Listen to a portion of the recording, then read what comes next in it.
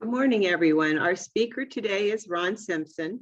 He's a graduate of our Master Gardener class of 2015, has a bachelor's degree in biology, as well as a master's degree in environmental science. His specialties are ornamental and native trees and shrubs, pollinator and bird gardens, and plant hardiness solutions. Today, he will be presenting Attracting Hummingbirds with Gardens, Flowers, and Feeders. Welcome, Ron Simpson. Thank you. So hopefully everyone can hear me now, and I will get started. And you will get two handouts if you haven't found them yet. They should be in your email. I have a Word document which captures a lot of the important points of this presentation, and I also have a spreadsheet which lists all the plants I'm going to talk about, and it lists them in order. So if you want to have that spreadsheet handy for this, you could print it out now, or else just follow along, and just rest assured you'll have the list of all the plants I'm suggesting when you look at that spreadsheet later, so you don't have to kill yourself writing down everything. So let's get started. So here's a little disclaimer we have that any products I show, I'm not pushing a particular product. I'm just using it as an example. And also this is from Cooperative Extension, just saying that we are an equal opportunity organization. Anyone is welcome to join and participate. So let's look at what we're going to cover today. I'll give you some basics about hummingbirds. We'll talk about creating a hummingbird garden. I'll be talking about hummingbird flowers, which ones you want to select depending on where you live, and using hummingbird feeders.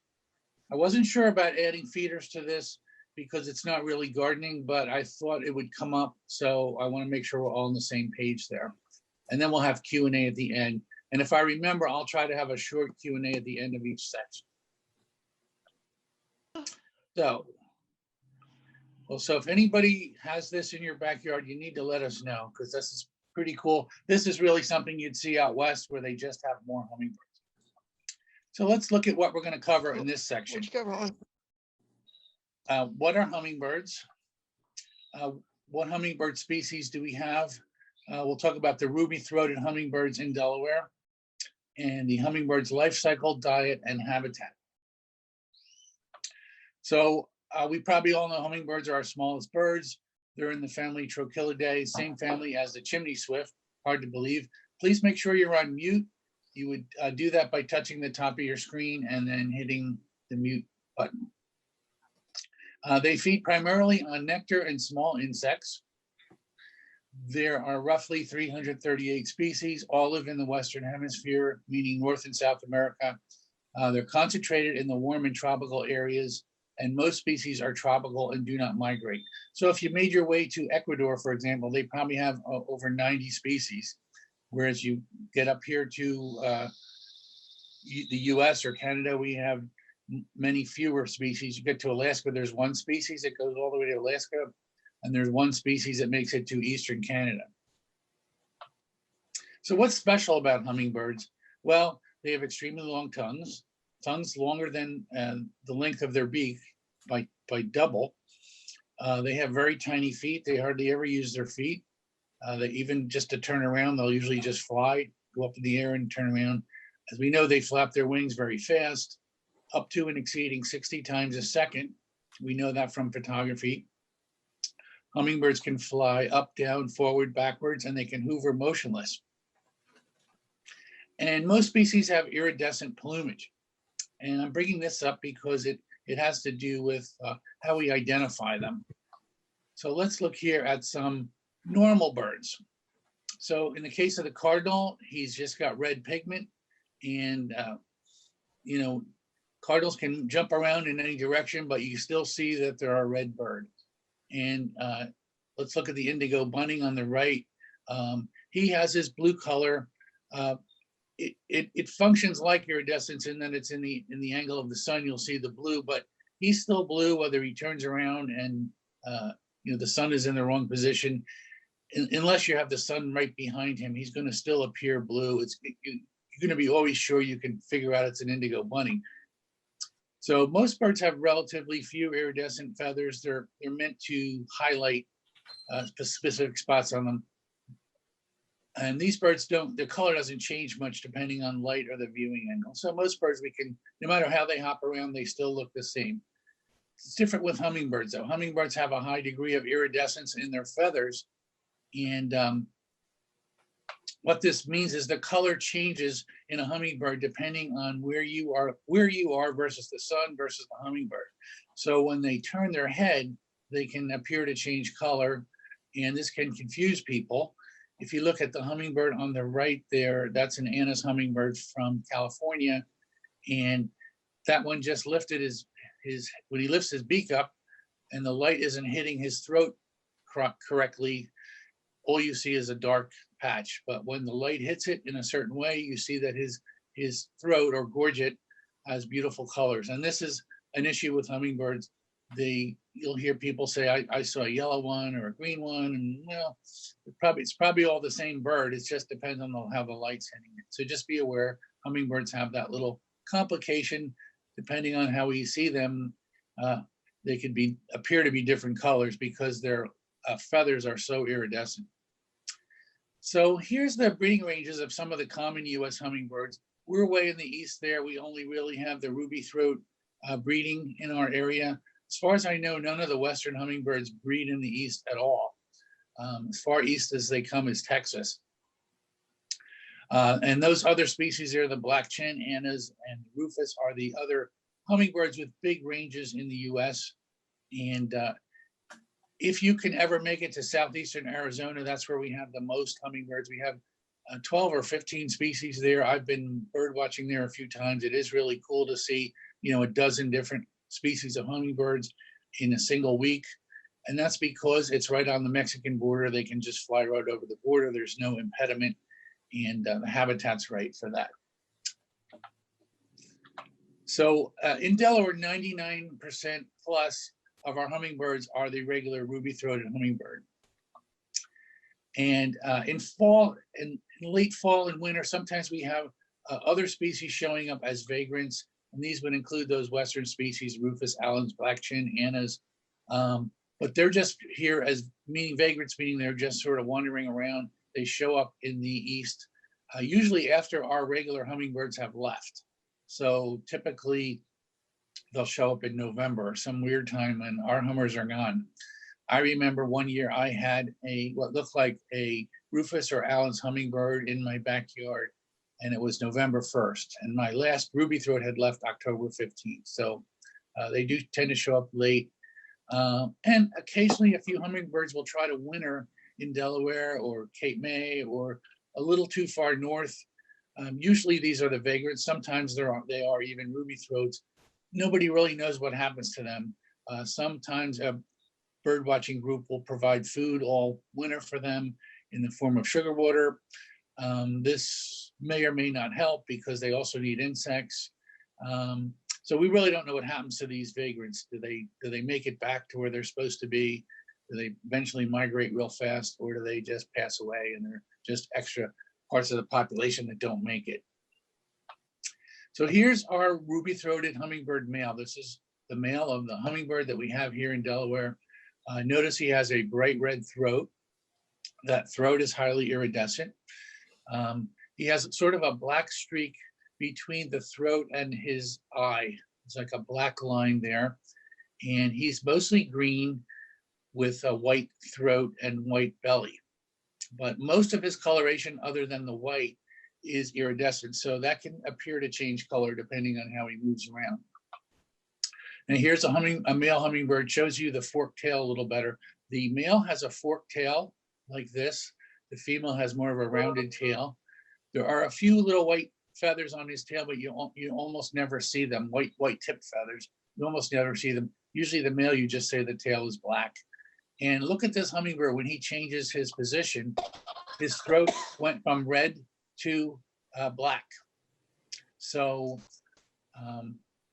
that's what happens with, let me go back there. Show you that again.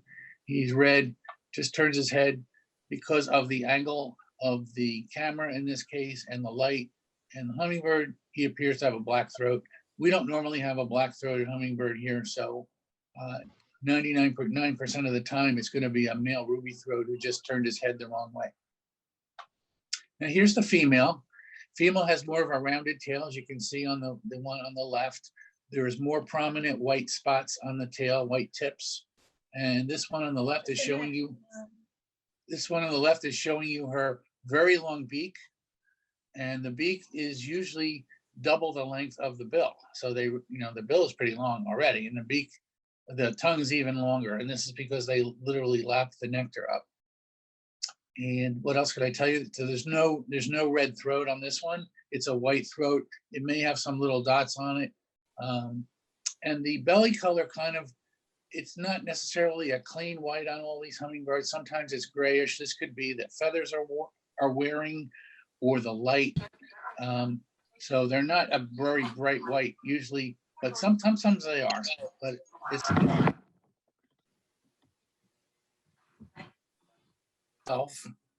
Can we hear me again? Somebody? Hello? Yes. You can hear me. Great. Okay. Now remute yourself. Okay. So here's the adult female, prominent white feathers on the tip of the tail, and the immatures look just like the females. So the baby hummingbirds that are born, this year will look like the females pretty much until they're gone. Now here is a juvenile male. This one is growing up a little early. You can see he's got a couple little red feathers just starting in his throat, but he still has the white tail of what normally the females and immatures have. So he's just molting, losing his feathers, and starting to look more like an adult male. Sometimes in the end of summer, you'll see a few like this. Now here are some with pollen on the head. Notice the yellow on the head. This is because of pollen, because they stick their heads in flowers. So we don't have a yellow-capped hummingbird anywhere near Delaware. Even down in the Southwest, there's no such bird. It's just pollen. Now notice there's one little red feather on this one on the left in the throat, and that indicates this is a male. He's just starting to molt and get his adult plumage. Now the one on the right I put there because it looks very beige. The color, you don't see much green on it. And part of that is reflection.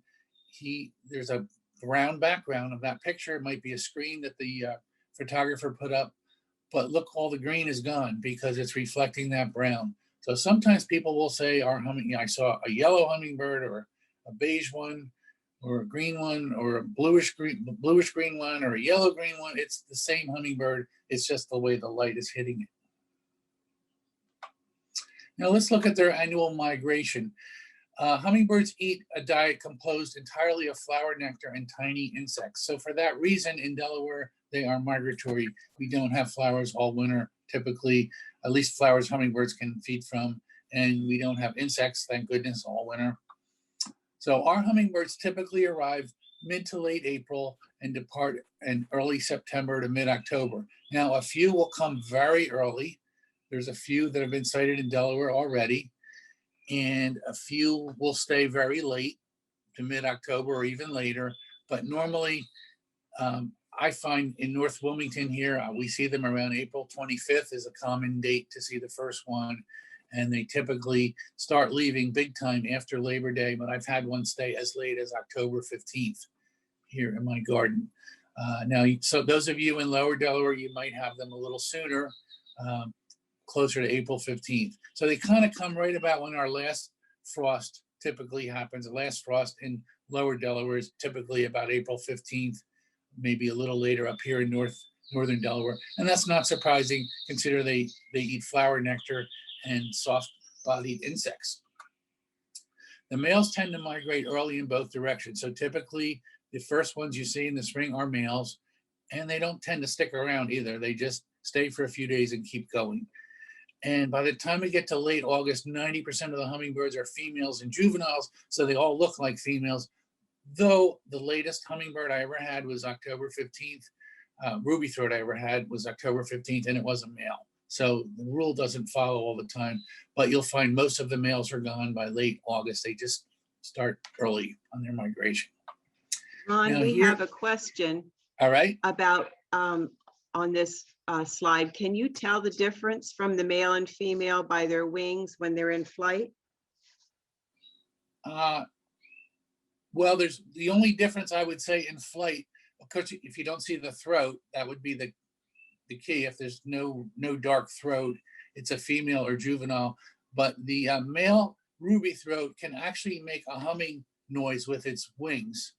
And they actually sometimes choose to make the humming noise to like fly right in your face and kind of scare you a little bit.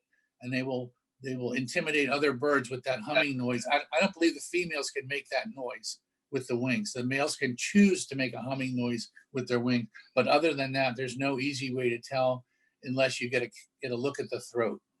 Thank you. So now we're looking at the summer and winter ranges. Has a very huge range in the summer, you can see. And then in the winter, a lot of them go south through Texas into Mexico. And some of them fly right across the Gulf of Mexico, which is like a 20-hour flight.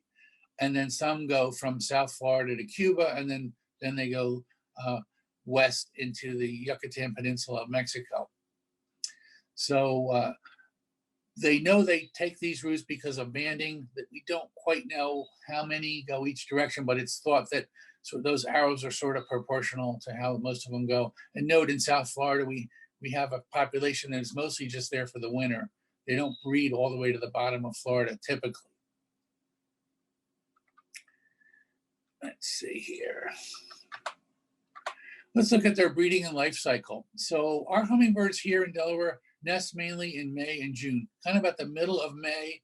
They're all here. Some of them take their time getting here as late as mid-May, but by then they're kind of getting down to business and matings. A lot of times you'll notice you have hummingbirds in your yard and then they disappear around May 15th, and that's because they're off nesting and they may be gone through the month of June because they're nesting somewhere. Sometimes they'll nest even into July. So they'll usually have one clutch of eggs, but sometimes they'll have more if the food supply is plentiful. So they will breed twice, in other words. Females do all the work of raising the young. They build the nest, they incubate, they feed the babies. The males just mate and move on. So the males don't stick around. You're lucky if you have a male that's around all summer. It doesn't necessarily mean it is the same male, by the way. People tend to think they're seeing the same hummingbird over and over again, but sometimes when they band them, it shows it's not always the case. Let's look at feeding and territoriality. Hummingbirds are accustomed to food sources being temporary because that's what flowers do. They bloom one day and they're gone the next. But they can be very territorial while a particular food supply lasts. And this is especially true in late summer before migration. They actually do fatten up before migrating. So in the late summer, that's when you really see the hummingbirds fighting over a patch of flowers or maybe your feeder. And in the spring, they're not so much territorial. They might chase another hummingbird away from the feeder, but generally they're not as territorial in the spring. Ron, So this another question. All right. Do hummingbirds have a favorite tree or place to nest that they return to year after year? I wouldn't say. I'll try to get to that later. I don't think there's an exact pattern there. They probably like certain types of situations to nest, but they don't typically come back to the same spot. But it's possible that, anything's possible. I don't really know for sure. So let me just move on here, and maybe I'll be answering that as we go forward. So here is a hummingbird on the left that you can see is rather fat. You can see the throat there. This little hummingbird sat on my feeder for days and days in late August one year, and she was just drinking up food and protecting that feeder. Late August is a great time if you have a feeder with a perch on it. You may see a hummingbird just sitting there and guarding his or her feeder because they want to just put on weight. When this little hummingbird moved her neck or swallowed, you could see that fat around the throat move up and down. So she really was gaining weight. They can gain an additional 25 to 40% of their body weight before they fly.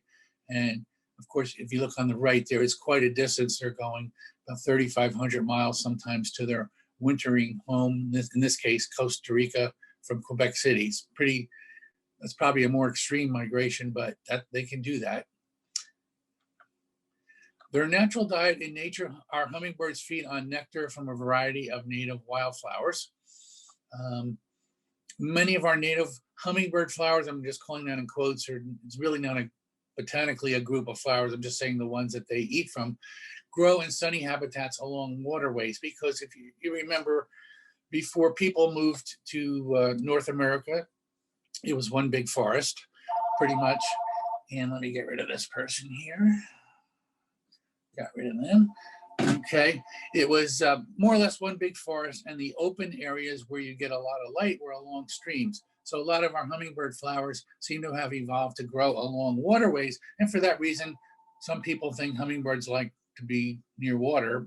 There's really no reason other than that's where their flowers grow. There are some native forest trees like the red buckeye and the tulip tree, which provide seasonal nectar. The tulip tree is a very common tree in this area. The red buckeye is not native here, but we can plant them here. And some introduced plants like Japanese honeysuckle may provide seasonal nectar. If you're in a disturbed area where you have Japanese honeysuckle, I'm not recommending planting Japanese honeysuckle. It's very invasive, but as we know, there are some spots that is just loaded with it, and hummingbirds will feed there. And sometimes I swear you lose them in your backyard while Japanese honeysuckle's blooming. They just can't resist it, because you can even smell it, of course. We can. I don't know if they can smell it, but they do feed from it. But tiny, soft-bodied insects and spiders provide 50% of their diet, and probably even more when they have their nestlings. So they don't just eat nectar, they eat small little insects, including mosquitoes and no-see-ums. So they really are our friend, and they will also eat small little spiders too. Habitat preferences for the ruby throat. Our local hummingbirds here are not very urbanized. I would say they're not even that suburbanized. They will live in our suburban gardens, but they will be more abundant if you have a natural wooded area close to your home. Now, I've noticed some friends of mine that live on the edge of some woods, they just seem to have more hummingbirds than I do, just no matter what they do. And I believe the hummingbirds just like being closer to naturally wooded areas. In the past, when I lived next to a state park, I had hummingbirds I felt that were breeding because they were showing up every 20 minutes. And I think it's because they like that natural area, though they will come into our gardens to feed. So in addition to gardens, they're attracted to places with native trees and shrubs, which provide security, nesting habitat, insects and small spiders, and native wildflowers. So that kind of gets back to the question about where they breed. The more you can make your backyard like a natural habitat with native trees and shrubs and more greenery, places for them to perch, places for them to sit, places for them to breed, like tall shrubs or small trees, which they tend to prefer, the more hummingbirds you'll get. If you have a completely open golf course kind of property with hardly any trees and you have a nice flower bed, they'll probably come to the flower bed, but they're not going to nest easily in that kind of environment. It's just too open for them. They're going to want to have more of a foresty kind of edge to nest and feel safe. So that would hopefully answer your question. Try to have some small, dense trees and shrubs if you want to have them nest near your property. Ron, we have a follow-up question on what hummingbirds eat. How do hummingbirds pick up a spider or other small insect and feed it to their young? Well, they catch them. They're very good at catching mosquitoes and spiders. You will often see them sort of flitting around like they're after something, but you can't see what it is, and they're going after a mosquito or something.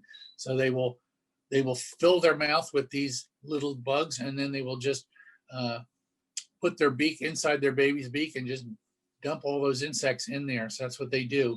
But they do catch little tiny insects while they're flying usually, and we can't usually see what they're doing. But if you look at some hummingbird videos, you'll see them flitting around, and then they'll say there's a little mosquito there that they're going after. So that's what happens. They catch their bugs while they're flying. Okay, is that all the questions we have in the first section there? Because I'll move on to so far, yes. Okay, let's move on to creating a hummingbird garden. There above that picture, that was my first attempt. at a hummingbird garden. I think pretty nice little attempt there in my old house. What we're going to cover in this section is looking at your soils, drainage, and microclimates in your garden. And we're going to categorize plants according to habitat, where they come from. So you'll get a picture of what you should put in your garden. We'll talk about siting plants according to shapes and sizes. We'll talk about hummingbird territoriality again, and plant and feeder placement. Hummingbird gardening in pots, which is another way to go. Growing hummingbird flowers from seeds. Late summer pruning and feeding. And finally, pest control. So we did have one other question. I'm sorry. All right. They're asking, are there insects that you can provide for hummers like you do mealworms for bluebirds?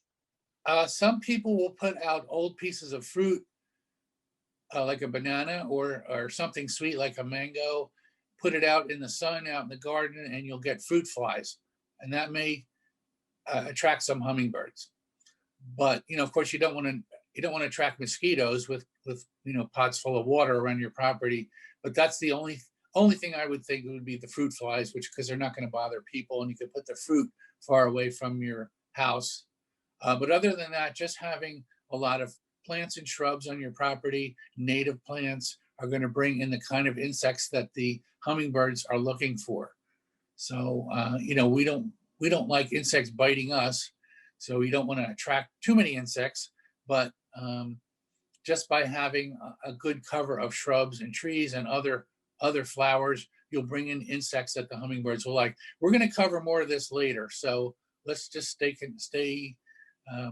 We'll talk more about attracting other kinds of insects to the yard that will help out with feeding hummingbirds. Thank you. Okay, so let's get back to the garden here. So we're going to look at what are the soil and microclimate conditions of your flower beds. Do they tend to dry out or stay moist? Do they do so because of site exposure or soil characteristics? What I mean is, do you have a lot of sun in the spot, or is the soil clay and it holds water? Basically, I'm saying look at your garden. Is the flower bed you want to use raised above the ground, or is it in a low spot where the water collects? And does the flower bed get full sun, part sun, or full shade? These will all determine what you grow.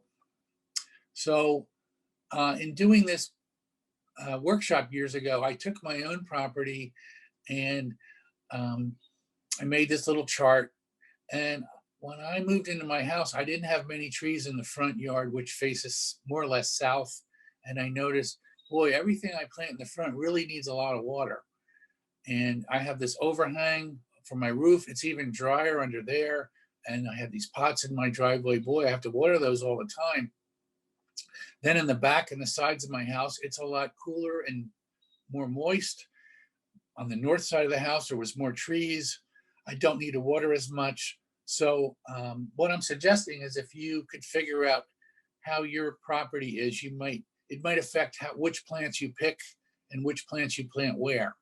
So in my case, I put more of the plants that handle dry climates in the front, in my south-facing front, and then the plants that need more water in the back, right? But I don't have to water them as much in the back because it's naturally more cool and moist. Most native Delaware hummingbird plants prefer moist soil and full sun or part shade. As I mentioned, a lot of them typically grow along the water, and we have a moist climate here. We get plenty of rain. We don't really have a dry climate here. So most of the local hummingbird plants evolved to fit in here where we live in a moist climate. The non-native hummingbird plants I'm going to talk about, we could divide into two groups.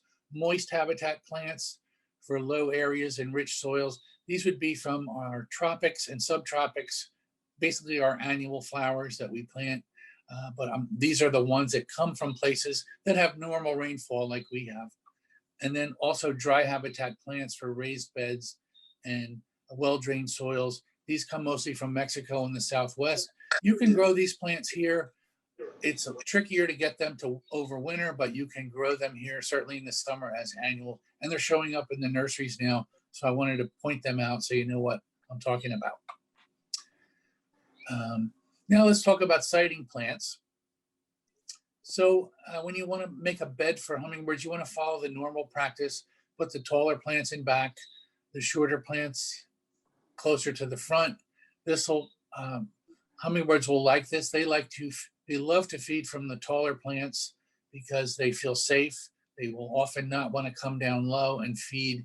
And the more, if you mix up your plants with tall and short together, the hummingbirds may start ignoring the lower plants because it's too closed in for them. They sometimes are caught and killed by big spiders and praying mantises, so they're going to be afraid to go in some little dark hole. So they're sort of different than a sparrow. A sparrow would climb right in a little dark spot of your garden underneath the bushes and look for bugs. Hummingbird's going to be more careful about that because they're way smaller. Hummingbirds also like tall shrubs and low tree branches for monitoring their gardens. As I said, a lot of times they will keep watch over their garden. And if you have a hummingbird that comes to your yard all the time, you probably are aware they tend to fly right back to the same spot to watch the garden. And this is, again, happens more towards the late part of the season when they're getting more territorial and they need more food for migration. They will start protecting your feeder or your part of your garden, and they'll usually find one spot where they want to sit and keep an eye on the garden. Another concept for siting plants is a visible mass of flowers, maybe more effective than just scattering them here and there. So you might want to make a bed of one kind of flower and then a bed of another kind of flower so they see them and they will come to them. They might miss them if you just have one little flower here and there. Let's talk again about territoriality. We talked about it a little bit before, but it does affect how we plant things. So often the hummingbirds get very territorial. They don't want to share the garden.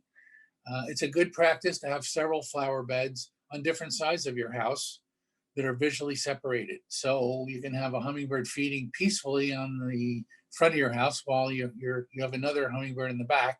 They won't fight and they'll both get to feed.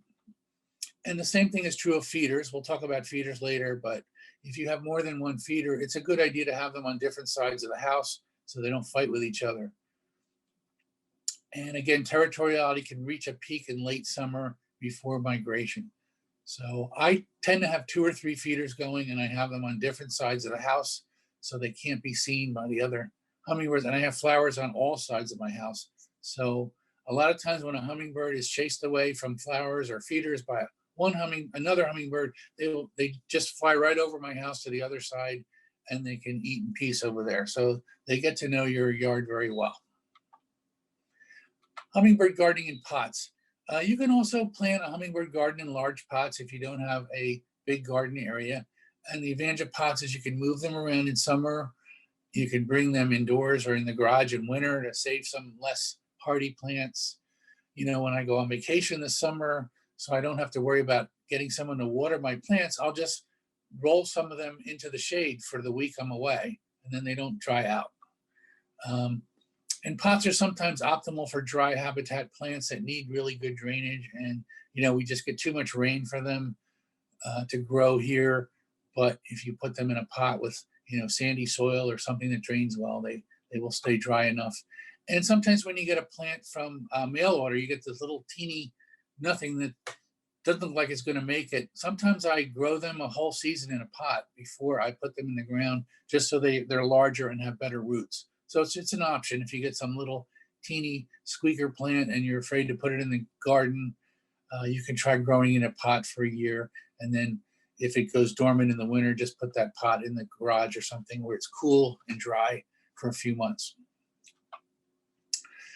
Here's my little trick for growing flowers from seed.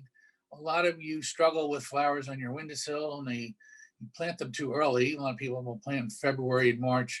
And then by the time it's time to put them outside, the seedlings are all look like, you know, long little vines instead of nice little plants. What I do is I grow all my seeds in these plastic bins like this. I wait till April to plant them in here. I will put seeds in a bin like this and then bring the bin inside and outside depending on how cold it is. But generally it's outside every day with a lid on to keep it warm. The lid allows the temperature to heat up inside there. It's like a little greenhouse. And what happens is you get really strong, nice plants because they're growing up in full sun and full light. And then as it gets warmer, you just put the lid on sort of slightly to the side, so you let some more air in there. And then eventually when it's really warm, you just take the lid off completely. But if you get a cold night, you know, in late April, you can still put the lid on, or you can bring the whole thing inside for the night. And that's my little trick for growing seedlings. The seedling on the right is a Mexican sunflower. And I think you'll agree that looks like a nice sturdy plant to just plunk in the ground. And I grew that from seed myself by using the plastic storage container. You just want to make sure you have a clear lid for the storage container.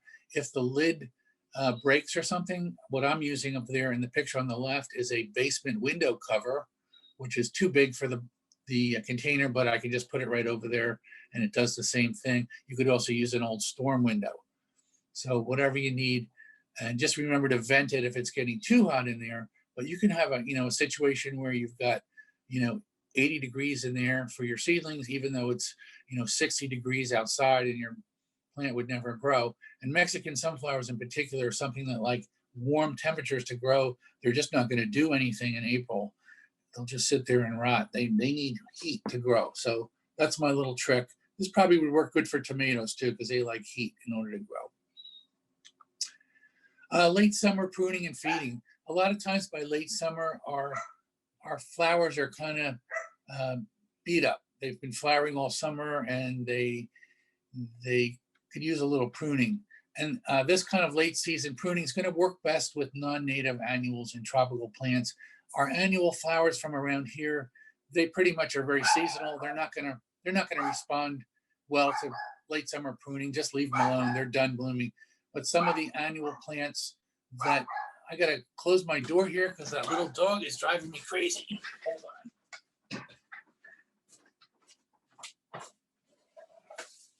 on. Okay, I am back. So this is going to work best with non-native plants. And this is just your familiar cut back, deadheading the plants. You would time it by late July, early August when it's, you know, hot out and the plants are just getting tired of blooming and declining. That's when you want to cut them back a little bit, or at least take off the old seed heads, and then feed them with a liquid plant food that's appropriate for flowers. A little shot of plant food then can do wonders and you know, get a little extra growth and get some flowers going. If it's really dry, you want to give them watering. Plain water before you do the plant food, and hopefully you'll have a heavy bloom by Labor Day, which is kind of the prime season for hummingbirds to start migrating. So just a little trick there. When your flowers look really tired, you can give them a late summer pruning and feeding. And here's your typical bag of fertilizer. The first number is nitrogen for green foliage. Second number is phosphate for flowers and roots. Third number is potash for other functions. If you get a plant food that has a really high first number and the other two numbers are low, it's going to be mostly for green growth. That's not what you'd want in the end of the season because you want flowers. So you'd want something with a more of a balance of numbers, or the second number is a little high. Now, one thing to be conscious of is overfeeding plants is no good for our groundwater, and it basically causes pollution when that extra fertilizer hits the water. It makes algae blooms and a lot of bad plants that we don't want in our waterways. So don't overfeed. Just give them a few shots of this and make sure that it doesn't flow anywhere. Okay, I'm hearing some talking. Can you please mute yourselves? Thank you. So, you know, be conscious about over fertilizing. Don't overdo it. And you don't, you know, if your plants are not eating, if your plants are not consuming the fertilizer, you're over fertilizing, then we run into trouble. So just a little shot at the base of each plant, I'm suggesting for the fall. And, you know, some slow acting fertilizer when you plant them is probably good too. Let's look at pest control. Pest control in a hummingbird or pollinator garden needs to be very minimal, if done at all, and I would say none. Some plants with aphids like honeysuckle will respond well to just being hosed off. You can just hose off the bugs. sometimes. A really bad branch you could clip off.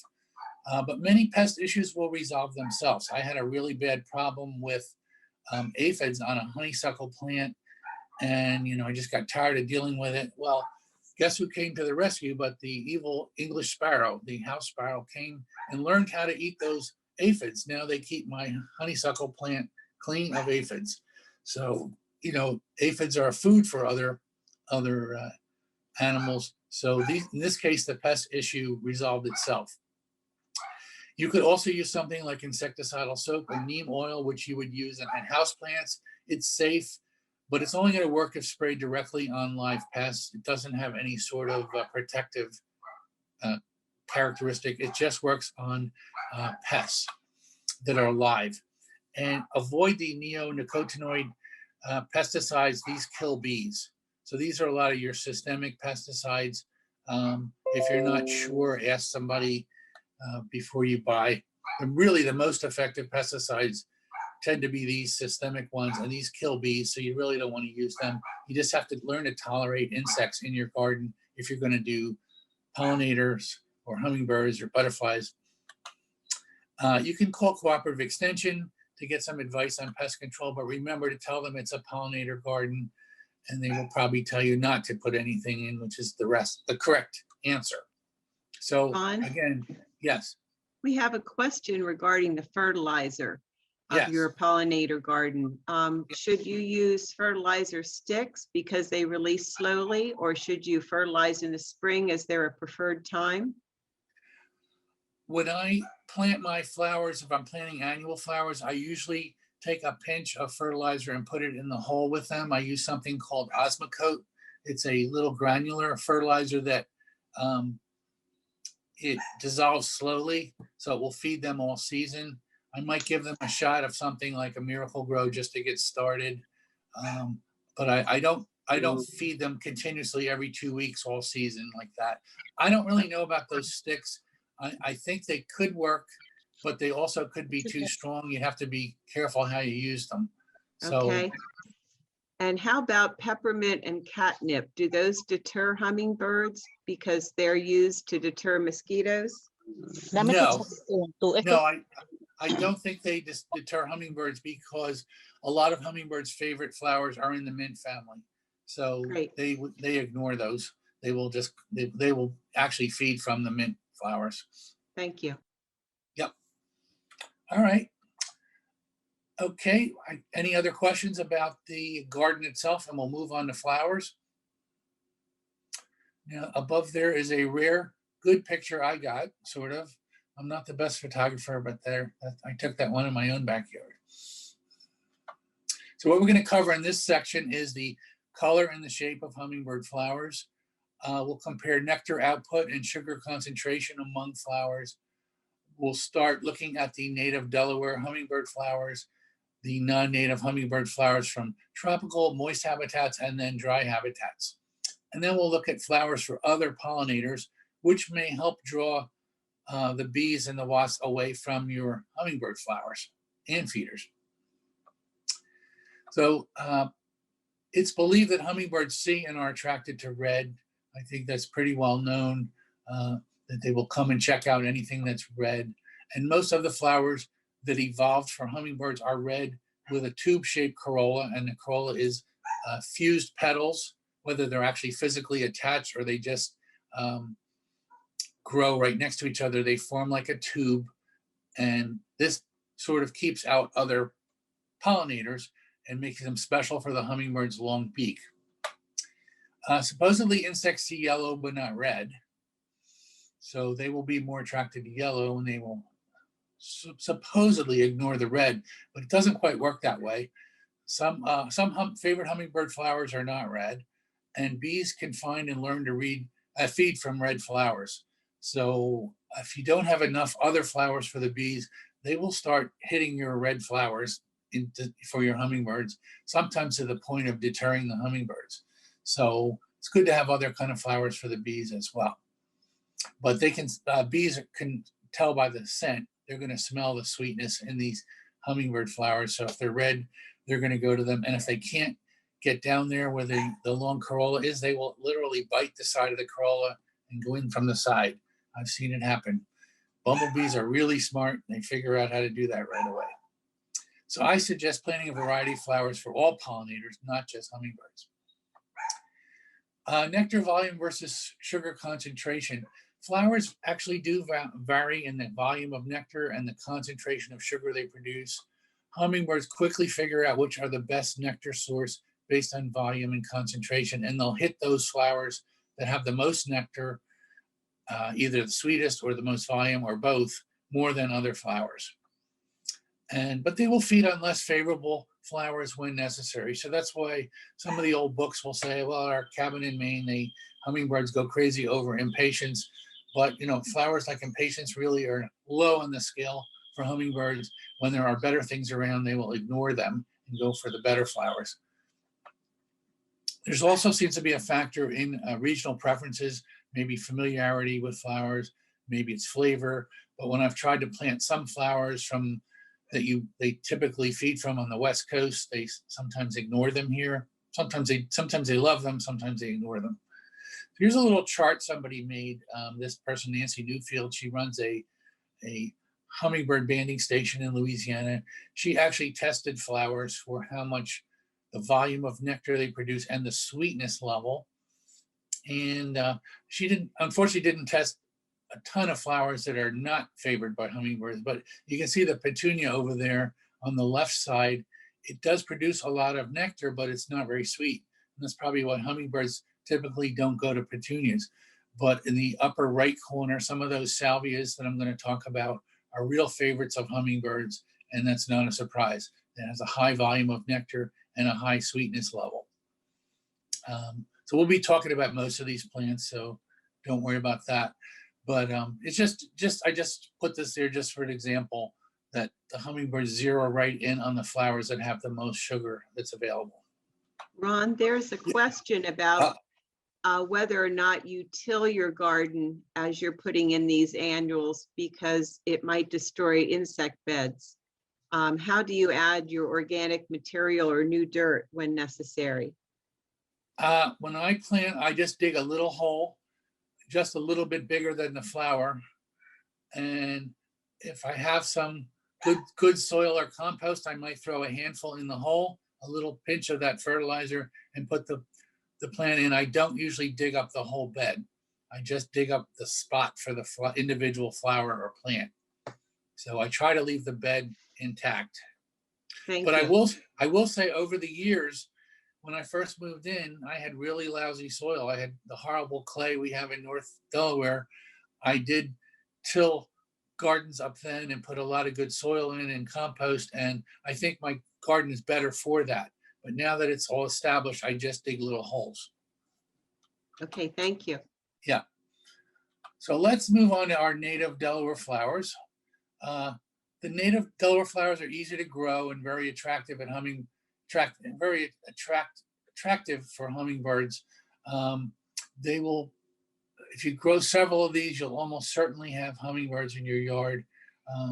Now, people tend to say native flowers are always easy. I'd say once they're established, they're easy, but not all of them establish as easy as some of the non-natives. But 3 easy species you should try, I would say, are bee balm, cardinal flower, and red trumpet honeysuckle. These are they're just easy to grow, easy to plant, easy to get blooming. If you put these in your yard, you'll almost certainly get hummingbirds visiting.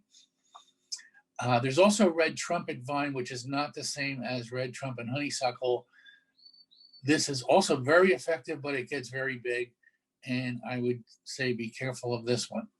So let me talk about each of these and a few other ones. So here is the bee balm. Monarda didyma is the one that's red. There are other native monardas in the area that are not red, but hummingbirds still like them. This is native to most of the eastern US. It likes moist but well-drained soil, so it doesn't want to sit in water, but it doesn't like it to be too dry. It does well in full or part sun as long as it doesn't get too dry. It's perennial. You can divide this in the spring and make a bigger patch. It can sort of take over when it's happy, but it can also mysteriously disappear when it's not happy and you have to buy new. So I look at this kind of plant as like, oh, I'm lucky it lived through the winter. Now I have more, or some years I have to buy some more. So that's just how it is. It's prone to something called powdery mildew. You can buy some mildew resistant cultivars like Jacob Klein that are resistant to mildew, but they will still frequently get mildew by the end of the season. One thing to remember with this plant and most other plants is do not wet the leaves when you water it. Water from the ground, don't wet the leaves. And this is really true of just about every plant, but I have to tell people this all the time. Water from the bottom, get a watering wand and water low, don't wet the leaves. We get enough rain around here that causes mildew. A lot of our plants don't need any more water on the leaves, water at the ground. And this is a particular plant for that. So on the right is a patch of Monarda I grew in my own garden. So it did spread pretty nicely, but I never know what's going to come back in the spring. Sometimes if we have a bad winter, it might die, or too much mildew gets in the plants in the summer, they might die. Let's look at this other one, Lobelia cardinalis. Lobelia cardinalis, the cardinal flower. It's a little more adapted to wet conditions than the Monarda. This you can actually see growing out of water sometimes. It's typically found in the edges of ponds and rivers. I've seen it in Florida growing right out of water that's seasonally flooded. So it couldn't live underwater all the time, but the base couldn't live underwater, but it can survive, weeks of being flooded. So this likes rich, moist soil. You want to get that nice black soil and compost for this to make it happy. It's not going to be happy in our horrible clay soil. So you want to fix up the soil for this plant a little bit. It's perennial. In the early spring, you can just pull apart the clumps just gently with your hands, dig them up, and then just pull each rosette away from the other, and then replant them before they start to grow tall. Once they're growing tall, it's a big headache. You got to stake them. It's better to separate them when they're just flat on the ground. You can overwinter these easily, let some leaves go on top of them for a little bit of protection, but you don't want to bury them in the leaves, but you don't want to have them completely exposed either, because that may finish them off. It's a pretty easy plant, but it's sort of like the Monarda. You may have to replace some periodically, but that's all the fun. Now here is the red trumpet honeysuckle. The one on the right is at my house there. And what you can notice there is it needs a bit of room. It's not going to grow on your light post. It's way too big for that, but it's not going to take over your property either. So that is about as far as mine went, is what you see there. It's not really growing any bigger than that, but it grew that much. This is a native to the eastern US. I've almost never seen it in the wild. Sometimes it's called coral honeysuckle. It grows well in full or part sun. So more sun, you're going to get more flowers. It's perennial, semi-evergreen. Sempervirens means evergreen. Again, not too aggressive, needs a reasonable amount of space to grow. I have found this is one of the few native perennial plants that will respond nicely to fertilizing. If you give this another shot of fertilizer in, say, the middle of summer, you will get more bloom on it again. It'll rebloom. And there are some new varieties like Major Wheeler that have a slightly longer blooming season than the wild type. So if you can get one of those, you may have flowers longer. I think there's even a yellow variety you can get. And of course, hummingbirds would figure out right away the yellow is tasty as the red. So don't worry about that. And again, I had the aphid problem on this one. The aphids were gathering in those leaves, but the house sparrows next door hung out inside of my vine and they learned to eat them. So kind of interesting, a non-native bird that everybody hates. Here he's doing me a service by saving my native plant from aphids. Ron, we've had a couple questions pop up. Oh dear. The first one is, how old is the trumpet honeysuckle? That trumpet honeysuckle you see there, it's probably 15 years old. And does it have a strong smell or fragrance? The trumpet honeysuckle has no smell. Okay. And that's and kind of are these? that's kind of a clue that it's a hummingbird plant, because it's not trying to attract insects. It only wants hummingbirds. Okay. Yeah. And are these native plants that you're suggesting okay with an eastern exposure, like morning sun and then shade? Yes, they are. They will all grow in part shade. you just may not get as much bloom with part shade. This particular vine is on the northwest corner of my house, so it doesn't get that much direct sun. However, there's no tree branches above it, so it gets plenty of light. So it does quite well. So you can experiment with these and grow them in a part shade situation. You may get enough flowers. It just depends on, how happy the plant is. Okay, and what do you recommend as flowers if you live in a condo or apartment situation and only have containers on a balcony garden? Well, let me go through our plant selections here and we'll probably hit that. Okay, great. Thank you. Yeah, I don't especially recommend native plants for that kind of situation, though you could probably grow Monarda or cardinal flower in a pot. The only problem with the native wildflowers is they typically have a blooming season, and then when they're done, they're done. Whereas if you go with some of the non-native tropical flowers, they'll bloom all season. So I'll try to remember to mention some that might work out for that. Thank you. And here is the evil trumpet vine. Now, some of you probably have stories about growing this and then deciding you didn't want it anymore. And this vine does not give up easy. It will cover your whole house. It will cover your trellis and then go for your neighbor's trellis. And then when you try to take it out, you'll find it's the roots are in the ground and it'll pop up everywhere. This is a great hummingbird flower. It is a native. I've seen this growing in our state parks here, but it needs a lot of room. If you have a big property with an old dead tree, go plant this on there. I'd be careful about planting it too close to your house because it's gonna take over. If you can afford landscapers to keep this in check, it is a neat flowering plant. You just need to clip it a lot.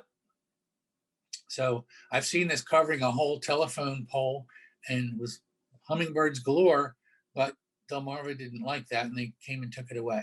So it is sort of aggressive. Now, the one you see on the right picture there, I took that in Arizona where it's not even native.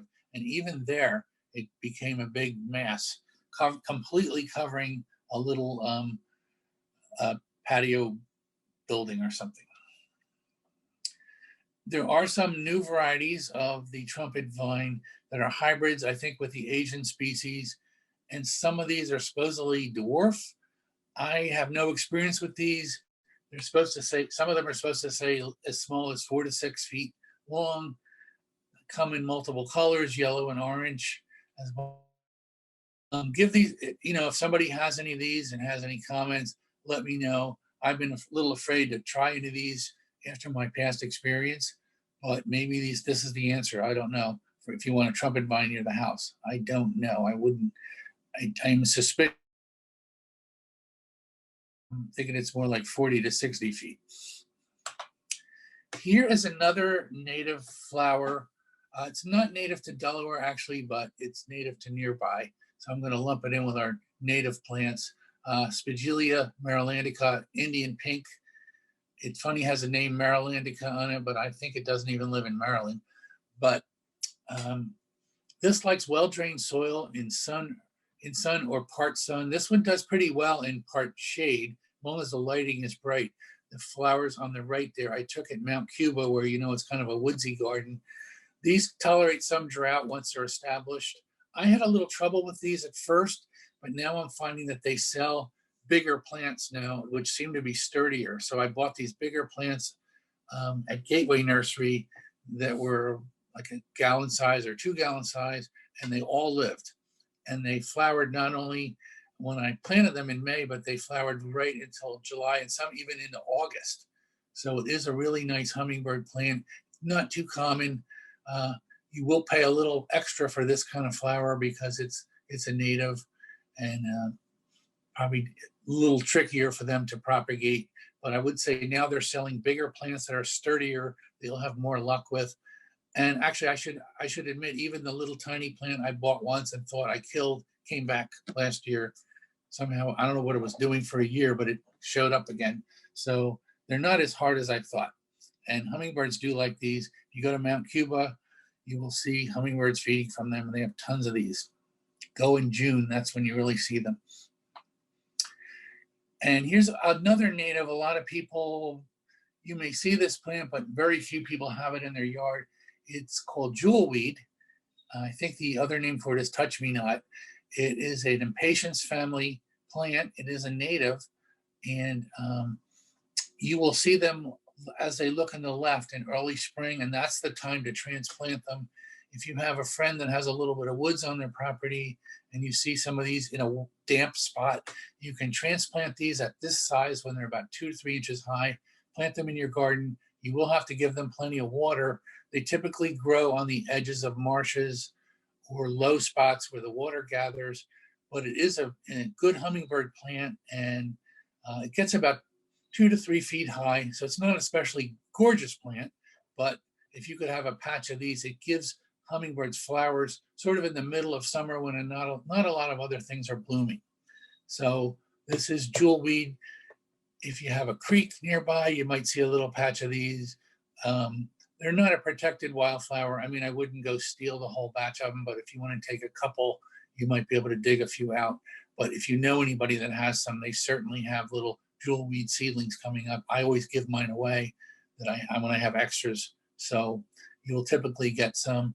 And the ones that self-seed on your property that you don't have to plant, they seem a little more drought resistant, but still, this is a plant you need to water. You need to pay attention to and give some water when it's dry. Another native, Silene virginica, fire pink. I found this one a little trickier to grow. I might give it a try again. You'll see this sometimes at native plant sales. Obviously, it evolved for hummingbirds. It's got that long corolla that bees would have trouble getting in there. Another one to give a try. If anybody's had good luck with this, I'd love to hear about it. I know people grow them. I just haven't had good luck with mine. But sometimes with these native wildflowers, it really matters how big of a plant you start with. So like I said, with the Spigelia, getting a bigger plant really made a difference, I think, in getting them to survive. In this case, I planted a little teeny seedling, so maybe if I had a bigger one, it would have done better. So let's look at some non-native flowers now. So why would we grow non-native hummingbird flowers? Well, our native flowers have typically a limited bloom time.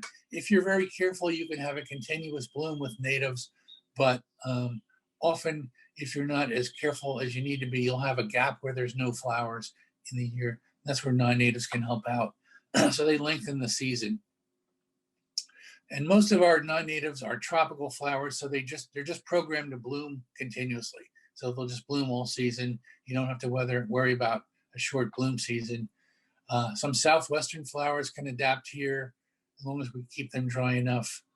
And some of the non-native flowers are actually within our hummingbirds' winter range.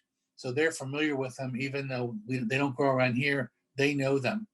So they're native to the hummingbird, in other words. And few of these plants that I'm going to recommend are invasive.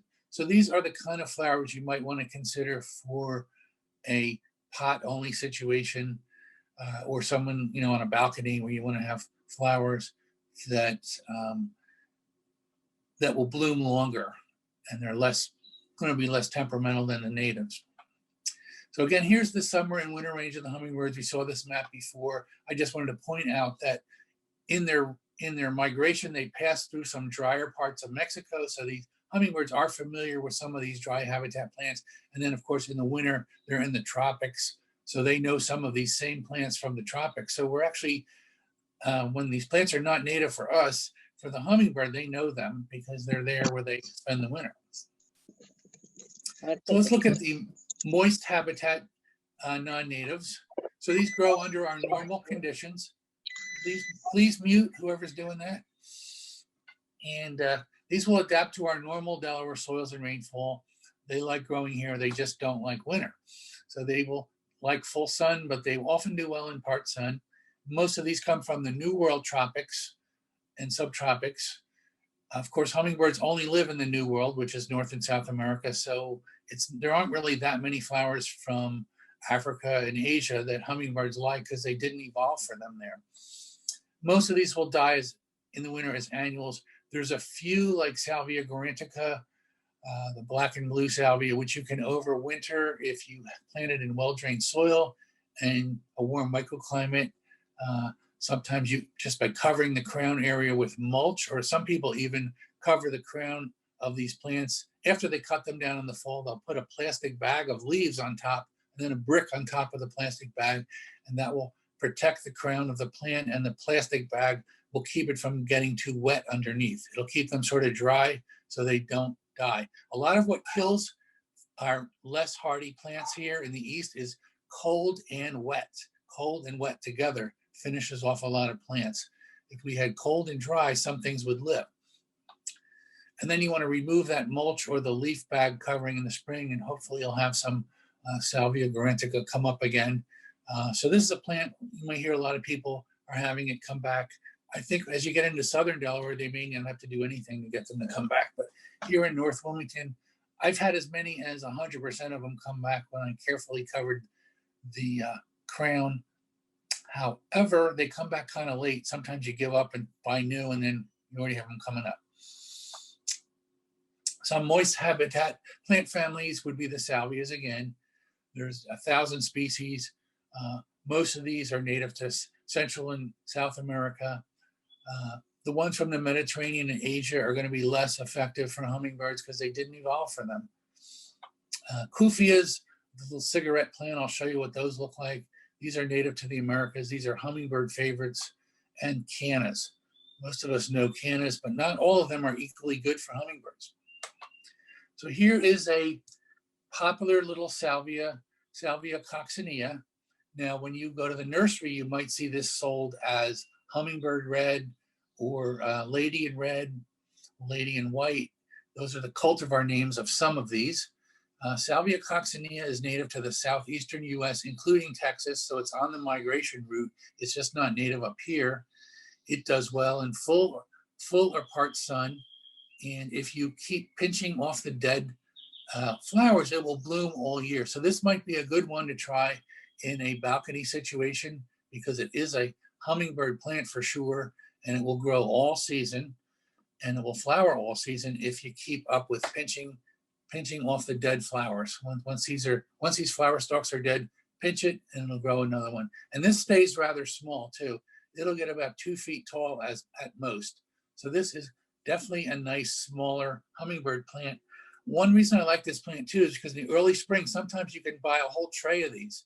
Imagine getting a whole tray of these, April 25th, instant hummingbird garden. So plant these and you've got a good hummingbird plant.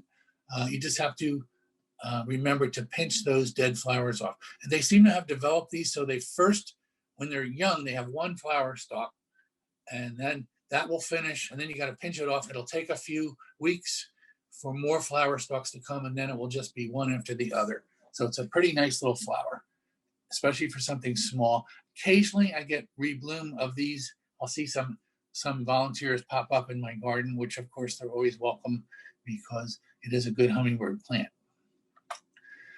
This is the good old Salvia splendens, the regular salvia we see in the garden centers. For some reason, a lot of hummingbirds really don't like these that much. And I think it might be because these have been bred so much that they may have lost some of their nectar in the process.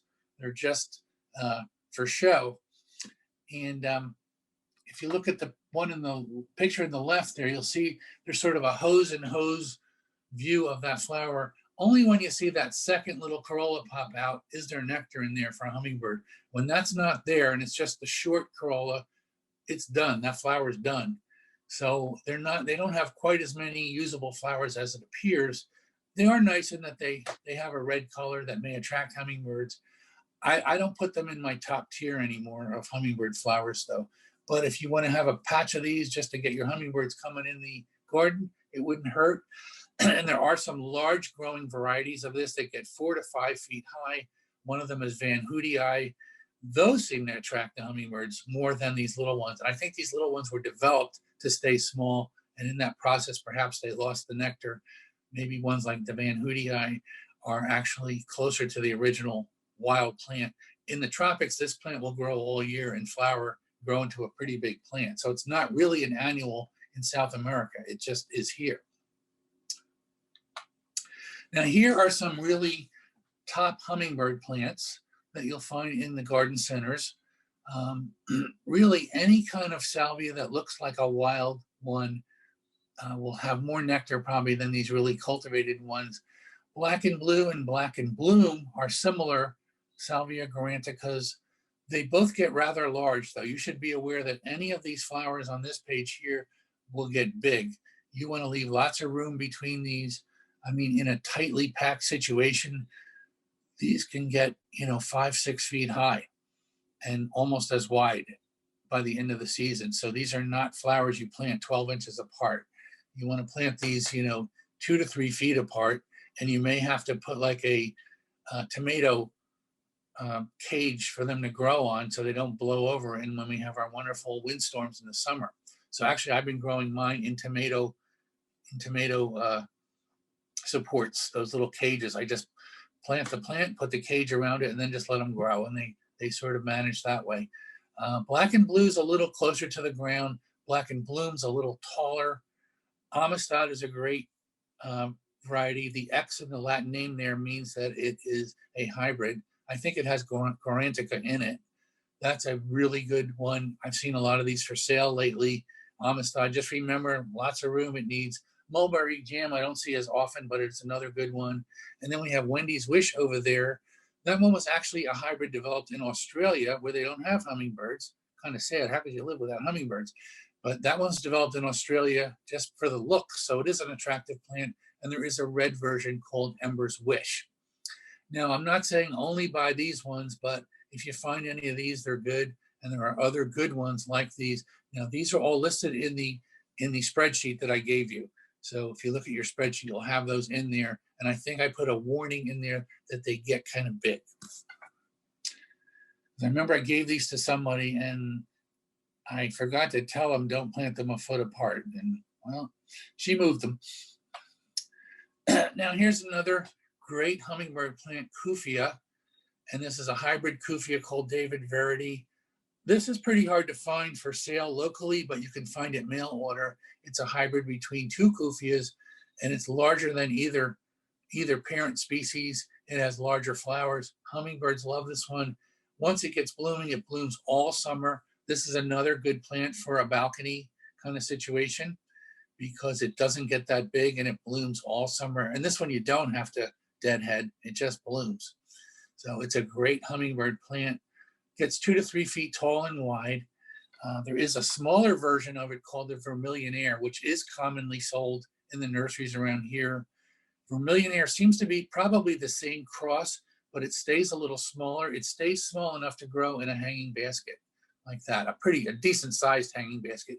But if you wanted to grow this on your balcony or something, or in your patio in a pot, this is a good one for that because it will just bloom all summer. You'll get it with flowers and it'll just bloom and bloom and bloom. Give it a little fertilizer maybe to keep it going. When it looks a little peaked, it's going to need water in a pot because it's going to get too dry. It doesn't have to be in 100% full sun, but it will bloom more. The more sun you give it, the more it will bloom. As you notice here, I have it next to my feeder, and I would say just about every time a hummingbird comes to my feeder, they go over there and check out the Vermillionaire. So it is a very used plant. So highly recommended, and you can find this anywhere. It actually roots in water too. If you break a piece off, just stick it in water, it will root. You can overwinter these in a terrarium in your basement. If you have an old fish tank, stick pieces in water in the fall, and you'll come out in the spring with nicely rooted plants. You can stick in the ground or in a pot. So I mostly put these in pots because they're kind of little. And again, the hummingbirds don't really like coming really low. They like things high up. So I put these in pots, whereas I put the David Verity, the previous type, which is bigger, I put those in the ground. Now here's good old cannas. Cannas are a great hummingbird plant. And if you plant them right next to your house, like I have them, I can keep them in the ground all year. Mine come back, that patch you see there on the left is on the south side of my house. They're planted up against my brick house under the overhang. They come up by themselves every year. I never have to replant them. If I plant those same plants, 10 feet out in the yard, they usually die. So up against the house, they survive. You can grow them from seed too. They're very easy to grow from seed. This is a very wild type of canna. It's the original canna that grew in nature. Sometimes this variety is called, I think, Tropicana or Robert Kemp maybe, but it's closest to the original wild canna. And I point that out because if you look in the picture on the right, the flowers are very simple and the hummingbirds can get their beak in them. Some of the newer cannas have big floppy flowers. The hummingbirds can't get their beak in there, so they're kind of worthless. So you want to go for these kind of wild cannas like this. Your neighbor will probably have a patch of these and they'll give you some. I don't know who's selling them because they're kind of not very exciting to the nursery industry. They're big and green. They get very, very big, very tall, but I find them outstanding. I usually plant them so a few of them are in front of my window and you get some nice hummingbird pictures right out of your front window. And these will bloom all season. Having these next to my house right now, I already have cannas popping up. They're about 6 inches high already up against the house. And these will be blooming by 4th of July. And they will bloom right until the end of summer into fall. And then if you leave the stalks up until the fall and then you let them turn brown and get sort of papery, these black round seeds will pop out that are hard and black. And those are your good seeds that will grow. So easy to grow from a seed. So just make sure if you want to get cannas, hummingbirds, go for a more primitive variety that has a very simple flower that they can get their beaks into. The big floppy ones they're not going to get their beak into. And I suspect the ones that are bred to have all kinds of different colors on the leaves, they may not have paid attention to the nectar. They may not have as much nectar, but they might. I don't know. But I know the floppy ones, they can't get their beaks in. Here's a weird fuchsia that can actually handle our summer heat and sun. This is Fuchsia triphylla, Gardenmeister Bonstedt. Sometimes there's a coral variety with a K, coralli. These were developed, I think these cultivars were developed in Europe, but the actual original plant comes from the Caribbean. I think it comes from Haiti. So it can handle heat and sun better than any fuchsia. I mean, fuchsias are my world record fastest to kill plant, the regular fuchsias. I can kill them in 2 weeks or 1 week, but these will live outside in your garden. They don't especially want to be roasted in the hot sun all day, but they can handle half-day sun. They can handle all-day sun if you make sure they have enough water too. But hummingbirds will come to these. They're not the top tier plant, but I think they will definitely check them out. And they're not hardy though. They will die with the first frost. So you have to either winter this indoors. You can root these real easily in rooting material or just treat it as an annual. All the nurseries have these. And I'm saying, when I say all the nurseries, I mean everything but the big box stores. I don't usually go there. I don't know what they have there. You're lucky to find these at a Walmart, but you probably can find them at a place with an independent nursery will definitely have these. Here's the good old red buckeye. This is a hot plant at the native plant sales. It's a sort of miniature buckeye. It doesn't get very big, 15 to 25 feet at most. It's native to other parts of the US, southeastern US. So I'm not considering it a Delaware native, but it is hardy here, grows very well. Blooms for about a month, maybe 3 weeks to a month, somewhere in the May-June border. It's going to bloom best in the full sun. Hummingbirds do like them, but they just bloom once and they're done. So that's just going to be a one-time bloom. There are some hybrids that get bigger, so you want to pay attention to your Latin names here. Aesculus pavia is, I believe, the small original red buckeye. There are some other ones, Aesculus something else with a P, that get larger. Then maybe a different red buckeye that get bigger, or there are hybrids between this and another larger species. Just be careful of that. We have some really big ones at Winterthur, and they are not the original pavia species. We do have pavia also there. Now here's what my garden looks like by the end of summer, where I have these moist habitat plants, mostly on the north side of my house, or the east and west, not the south side. So I put these in the cooler side of my house where I don't have to water them very much. Now, you can see they've grown into a big, thick mess. Not very tidy looking, but the hummingbirds like that. And I would say some of those flowers there in the back are taller than me. So these tell you how big these get. So remember, so what I'm seeing there in the picture on the left, on the right side, I'm seeing looks like Amistad salvia, and in the back is Mexican sunflower. They are all pushing 5 feet, maybe pushing 6 by September there. And then in the picture on the right, I see black and blue on the left and Amistad in the back. In this spot, they're partly shaded. They're probably a little shorter, maybe 4 feet high, 4 feet wide. Big plants, just remember they're going to get massive like this, but this is the kind of massing you want if you want to get hummingbirds to notice. Now let's move over to dry habitat non-native flowers. These grow and bloom well in our hot summers. They adapt to our summer heat and drought, low watering requirements. They like full sun. Most come from warm regions like Mexico and the southwestern US. We probably wouldn't grow these except that now they're selling them here, so they're attracting interest. Most are hardy in our zones here in dry climates. So if we want to grow them here, we have to make sure they have good drainage, sunny situation, slightly raised bed, and with any luck, you'll have some or most of them winter over. Again, we have salvias here. Let me just take a drink here as I'm losing my voice. Again, we have salvias here, mainly 2 species and hybrids. We have another flower called the Agostaki, which is another mint family flower, likes dry habitats. These are definitely for sale around here. And then a couple other miscellaneous plants.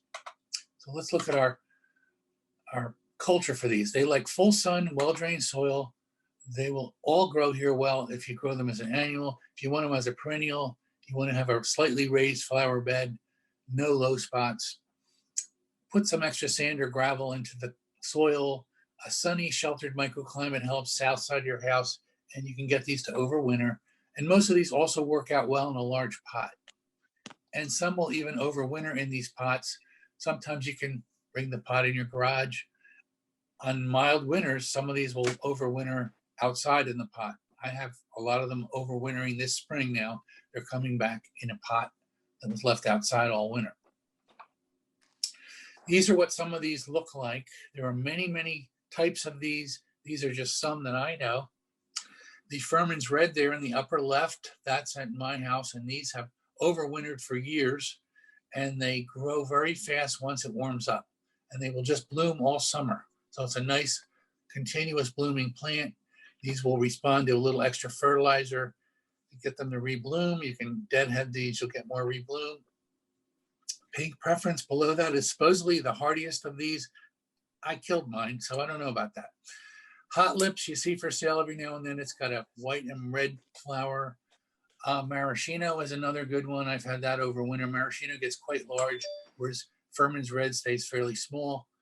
Another big one is San Carlos Festival, the upper right corner there. I have that growing right against my foundation in the dry soil underneath my overhang. That survives every winter and gets about 3 feet tall and wide by the end of the summer after I cut it back.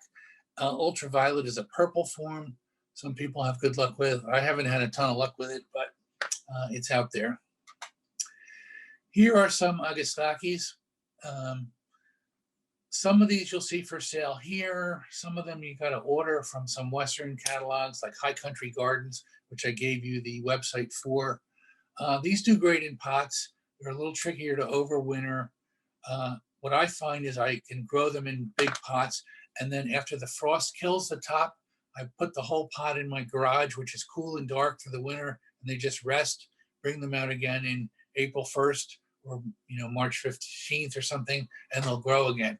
They don't like being wet and cold in our winters, so our winters will kill them off frequently. But hummingbirds love these, and they are native to some hummingbird habitats. Now, some of you may be familiar with this plant, the Mexican sunflower, Tithonia. It is a huge annual. That big plant on the right there is one plant, and that's my 4-foot fence behind it. And I think I grew that from seed even. So this is a plant that grows very fast once it's hot, but it doesn't like cool. You wouldn't want to plant one of these in April. It's just too cool. It doesn't like cool soil, doesn't want to be wet and cold. So this is one that I grow in that plastic container. I grow it in there until about Mother's Day or even a little later and plant it in the ground then, and it grows like a skyrocket. So this you need a lot of room for. It gets a little ratty looking by the end of the season, Goldfinches love the seeds. You'll get all kinds of finches on there eating the seeds. So it's a neat plant. What's interesting about it is even though it's flat and doesn't look like the wrong kind of flower, hummingbirds love them. And butterflies like them too, because butterflies like big flat flowers. So you will get hummingbirds with this one. Unfortunately, it's just an annual. There are a few smaller cultivars. They get 2 to 3 feet high, but they get a big, let's say it's a big 2 to 3 feet. They're not very small. So these are the dry habitats in my garden, just to show you what I do in the front of my house. It looks a little bit like the Southwest there. I have all those dry habitat salvias, the woody salvias there, which they don't have green stems like the moist salvias. The moist salvias are like mints with bright green stems. These have a woody stem, almost like a bark. So you'll run into these in the nurseries with flowers that don't look like salvia flowers. They have this little one flower at a time. Amazingly, the cannas survive in this hot, dry spot. Cannas are amazing, I guess, because they have tubers. They can survive dry conditions too, though I always give them a squirt of rain when squirt of water when I water. They always get a little extra water. So, and I have those zinnias in front to make the neighbors happy, because otherwise it looks a little ratty. So my neighbors actually look forward to the zinnias, which don't do anything for hummingbirds. And here's some of my dry habitat plants in my driveway where it's very hot and sunny. These are, again, more of those similar plants, the dry habitat salvias, the agostakis, plants like that. I even have some cactus in there. So these big pots do great in the hot sun. If some of these are kind of wilty, I will bring them in the shade when I go away for a week. Otherwise, they do just great because they're adapted to that kind of hot, dry situation. So I wouldn't want to put something like an Amistad salvia here in a big pot on the south side of my house, because it's going to need water all the time. So that's what I'm doing. I'm putting the dry habitat plants on the south side of my house so I don't have to water them as much. Now here's some plants I would say hummingbirds should like, but they don't seem to so much when I grow them. The begonia on the left, I know hummingbirds feed from in South America, but the ones here just they took a few tastes and they ignored it. They ignored the hibiscus there, the coral million bells. I even planted the fuchsia from the southern tip of South America. Well, I guess the hummingbirds down there love it, but mine here didn't pay much attention. Calandra, they feed from in tropical regions, but they don't seem to like it in my yard so much. And even a red azalea, they kind of didn't like it so much. So I go back to my original statement. I think hummingbirds will feed from anything if they're hungry enough, but some of these subpar flowers, they will pass by if you have better things for them to feed from. Okay, here's my last section here, flowers for other pollinators. So why plant non-hummingbird flowers? Because bees and butterflies need our help too. Other pollinator activity may draw in hummingbirds. Non-hummingbird flowers will draw bees, wasps, and ants away from hummingbird feeders. And what happened there? I must have been sleeping at what happened? I must have been sleeping at the drawer there. So let's just get by there. I'm not sure what happened. Sometimes when you're editing these things in the middle of night, things happen. So flowers for other pollinators, for drawing the bees away. The good old milkweeds do a great job. That the butterfly weed there smells like honey. Bees swarm it. Bees are going to go there before they go to any hummingbird flower because it's just so accessible. They can just roll around in that nectar. Coneflower is another one they like. The sedum there is a non-native, but it's very favored by butterflies and wasps and bees because it's nice and flat and accessible. It's almost like a late summer milkweed, almost like that. It isn't, of course, but it fills that niche. And then good old zinnias. If you try the profusion zinnia, it's better adapted to handle our moist climate. It's closer to the original wild zinnia genetically. But again, with zinnias, you never want to wet the foliage. You just want to wet the bottom. Don't wet the leaves. Don't wet the leaves on marigolds either. Just wet the ground underneath the plant. So use a watering wand. You get these too wet, they're going to get mildew, and then they're going to peter out. And here are some great flowering shrubs for pollinators.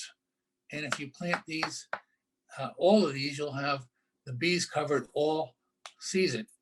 The Fothergilla is the one that's on the background of my picture there. I took that in Winter in Easter 2 years ago. That particular variety is called Mount Airy. It gets 5 to 8 feet high and wide. It'll start blooming right now and it'll bloom into early May.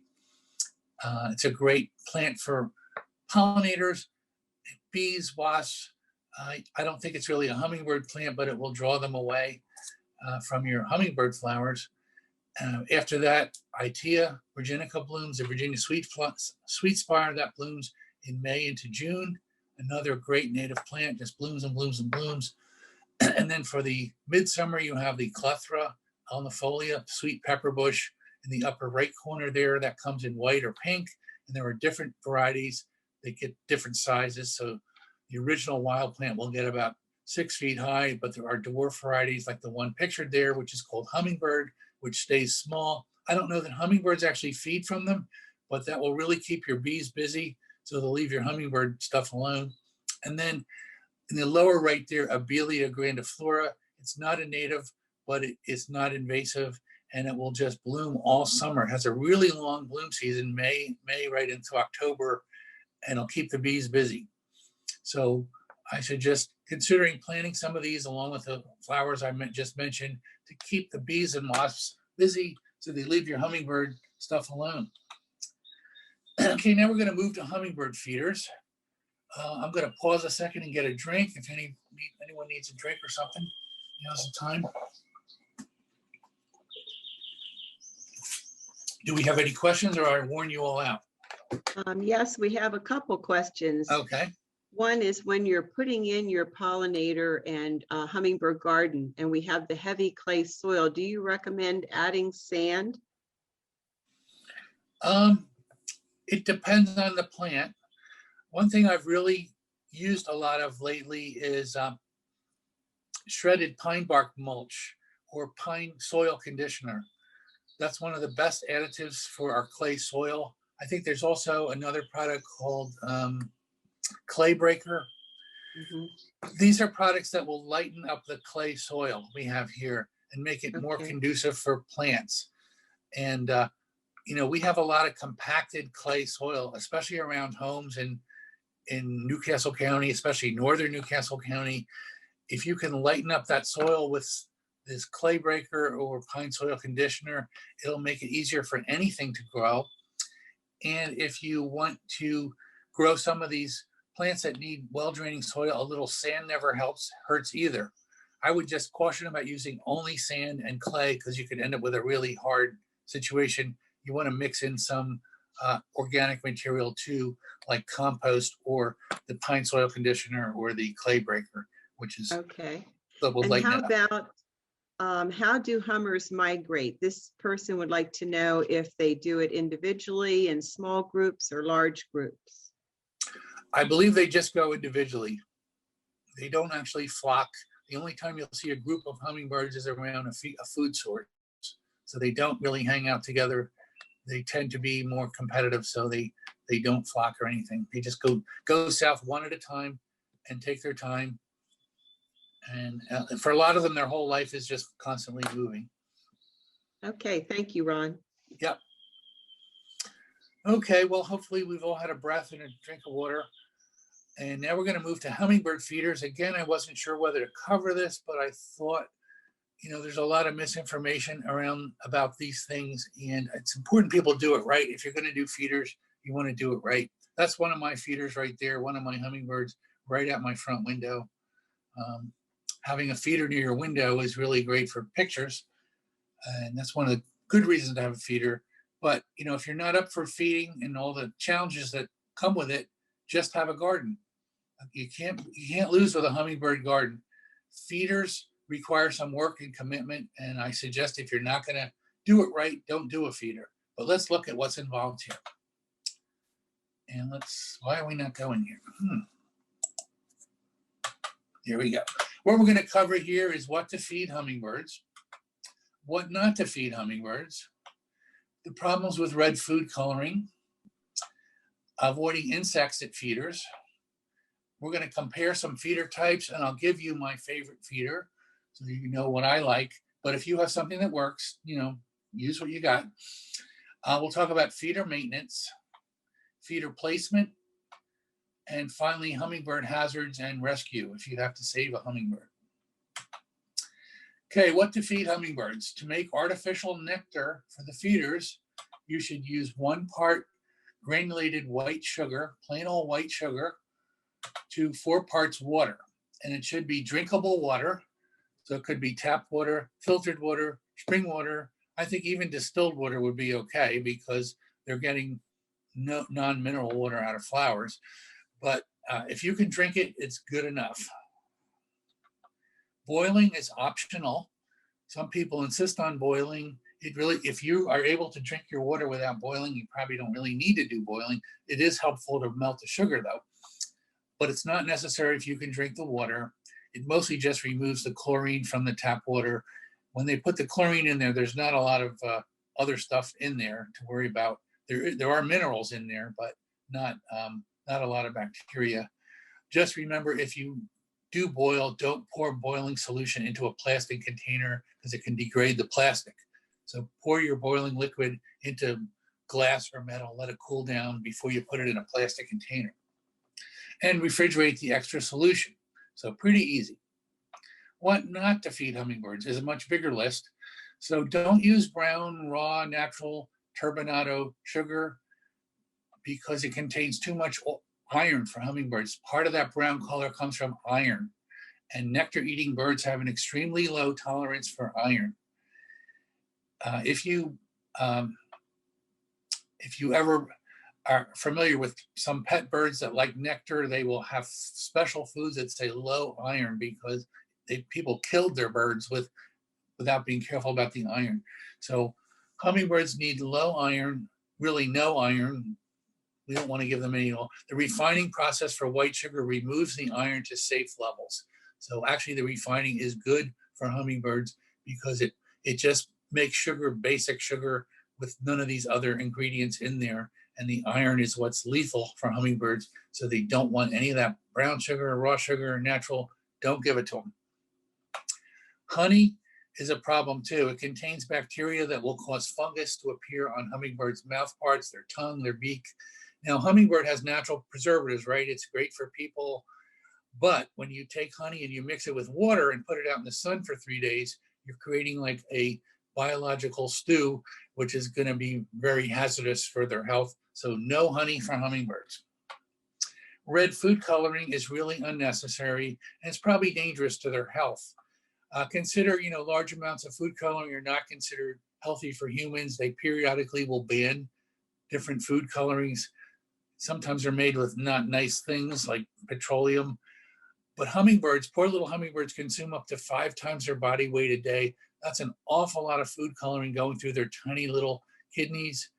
It can't be good for them. So we ask you not to use red food coloring in your hummingbird food. Every feeder has red parts on it already, so no need to color the liquid. If you buy hummingbird food, ask for the dye-free type or make your own. Sooner or later, the manufacturer should stop making red food coloring, red hummingbird food, and just sell clear. The clear hummingbird food should just be sugar and water anyway. It's easy enough to make, but if you want out of convenience to buy it, insist on the clear. So here's some pictures of hummingbirds that were fed too much red food coloring.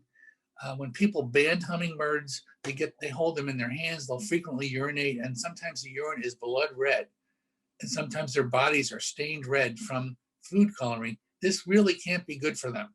Imagine, if you or one of your grandchildren had a red body from food coloring, I'd say they're getting too much food coloring. So it's really not necessary. Again, all the feeders are red, can't be good for them. And I think it's just safer to avoid it. Now, of course, there haven't been a lot of scientific studies to prove this, because in order to do this, it would cost thousands of dollars. You'd have to have some hummingbirds, tested and have their kidneys cut open. It's just not going to happen. But common sense should tell you red food coloring is not good for them. Not having a red, you don't want their body to be dyed red from the inside. So I'd say don't use it. Avoiding insects at feeders, that's another problem. Avoid drippy or gravity type feeders, I'm suggesting anyway, because bees and wasps will find them. Yellow parts may attract bees. So if you can get a feeder with no yellow on it, it may be helpful. Keep the exterior of your feeders super clean. If I'm walking out to the yard with a feeder and I knock something and solution comes out and the outside of my feeder gets covered in solution, I go back in and rewash it. Any little trace of sugar on your feeder, the wasps are going to find it, the bees will find it, and before you know it, they're sitting on your feeder. It's better they never discover your feeder. Avoid dripping any nectar below the feeder. So you want to, ants will come up and find your feeder. It may take days. Hang your feeder from a metal hook, not a tree branch. Metal hooks are a lot less friendly for insects. They will not walk up a metal hook as readily as a tree branch. Once they find your feeder, they'll walk over anything. They'll walk through probably flames, but they may not find your feeder if it's on a metal hook.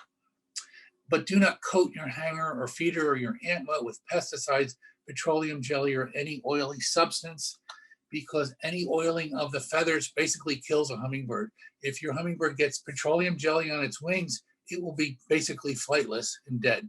It's going to die. They can't remove that from their beak. They can take a tiny bit of their own oil and spread it on their feathers. They can't really get rid of a big blob of petroleum. It will render them flightless. So do not put any kind of goop on your hanger, your feeder, your wire, anything. It's just better to leave it plain. The best thing to use is an ant moat. Ant moat is a little container with water in it, and you only put plain water in the moat. And the moat, if it's filled, it will stop ants. And will especially stop them if the ants never find out you have a feeder up there.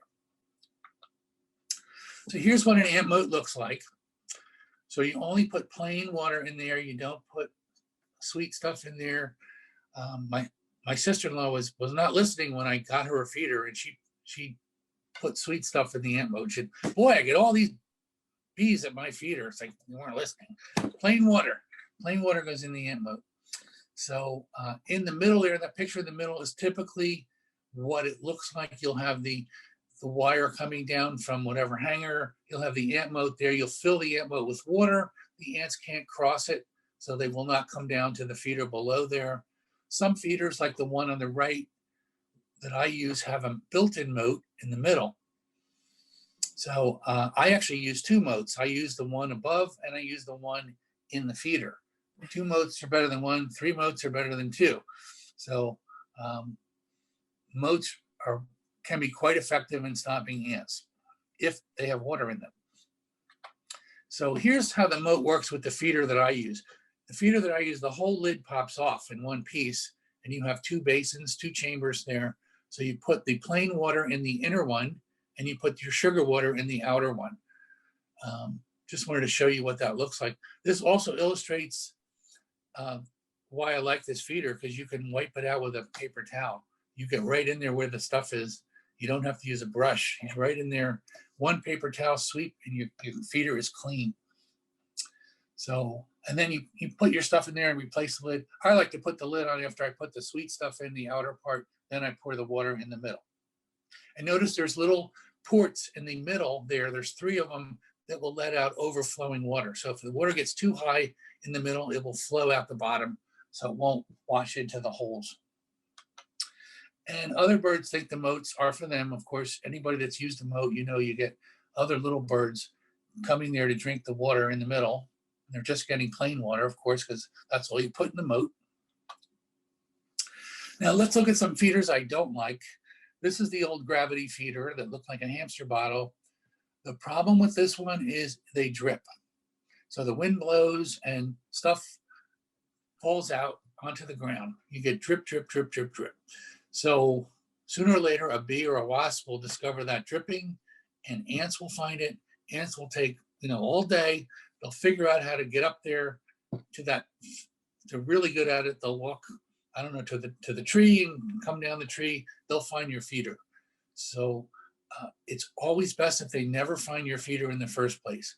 And of course, this one has red food coloring, so I'm going to reject that one for that reason. But these work very well. But the problem is They work on gravity. And when the hummingbird feeds, puts their tongue in there, they will spill a little nectar every time.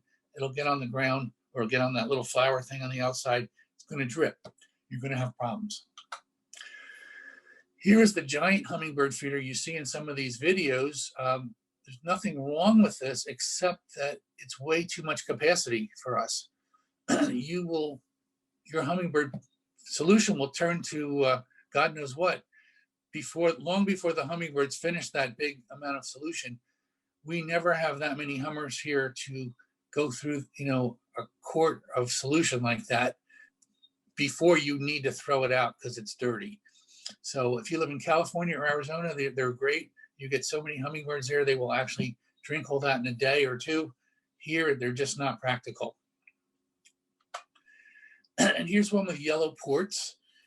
These little things go on the feeder. They're supposed to be bee guards, but they get so gunked up with nectar that the bees end up going there licking the bee guards. And there's also sort of a hazard to the hummingbird's beak. People have said they can break their beak on those if they get scared while they're sticking their beak in there.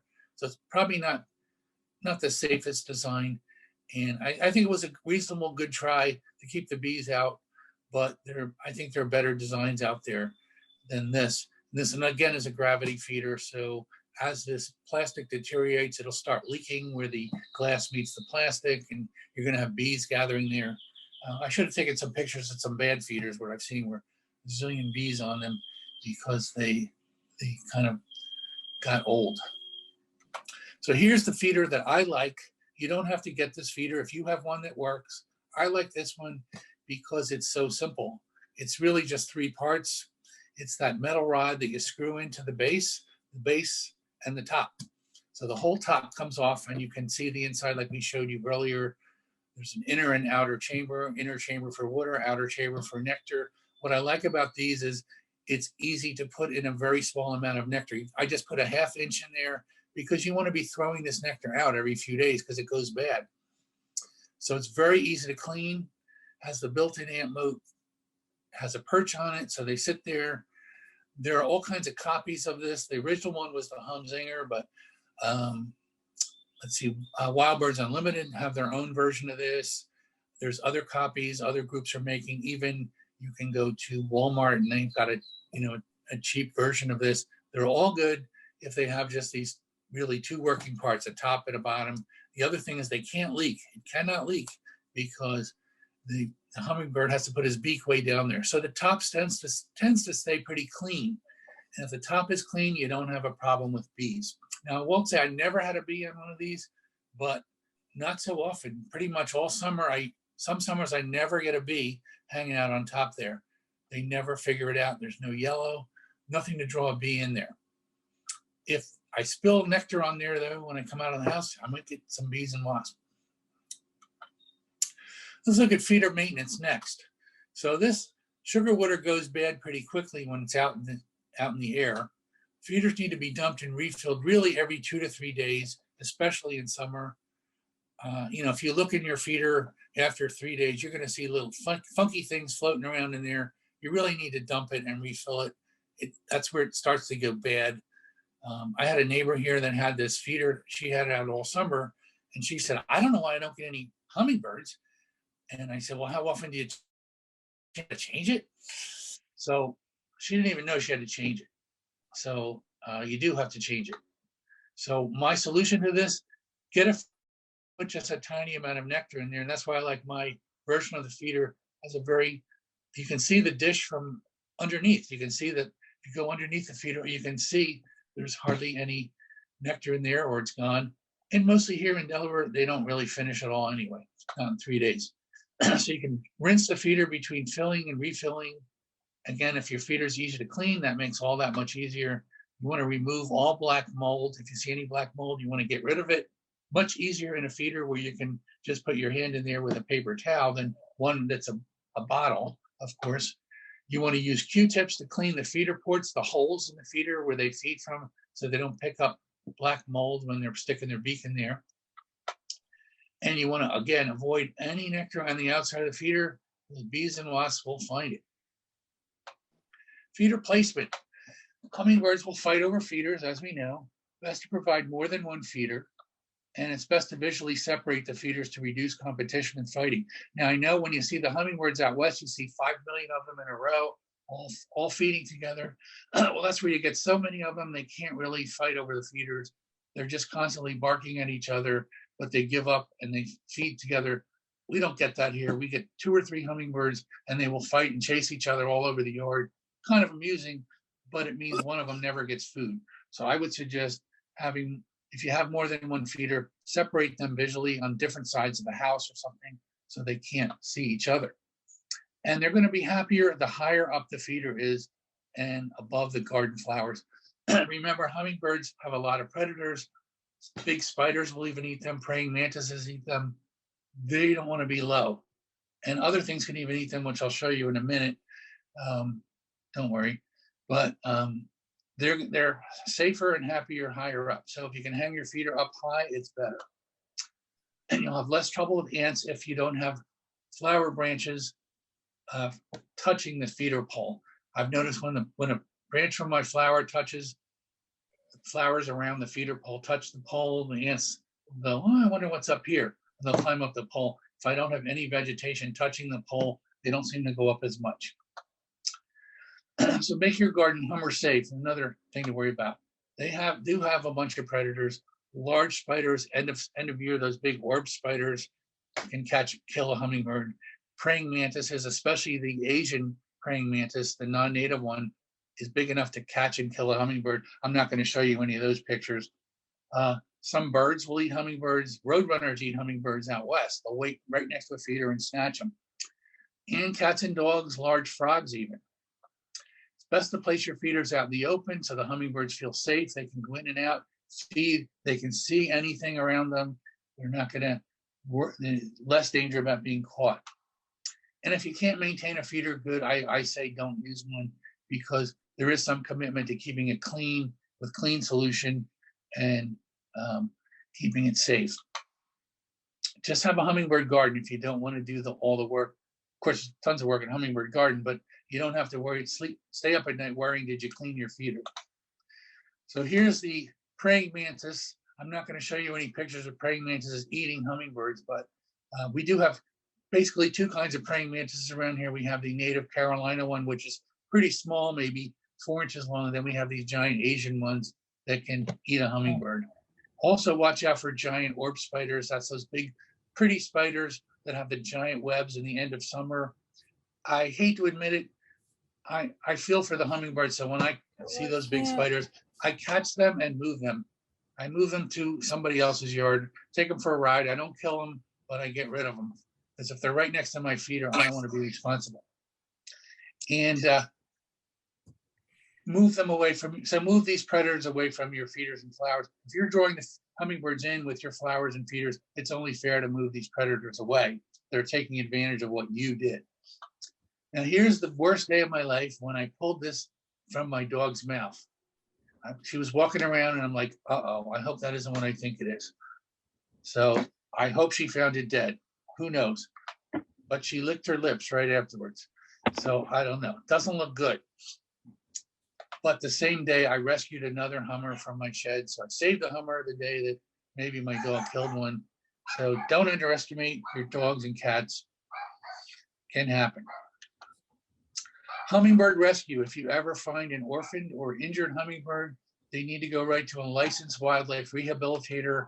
Remember, hummingbirds can't live on sugar water alone. They will only live a couple days on sugar water alone. They need insects too.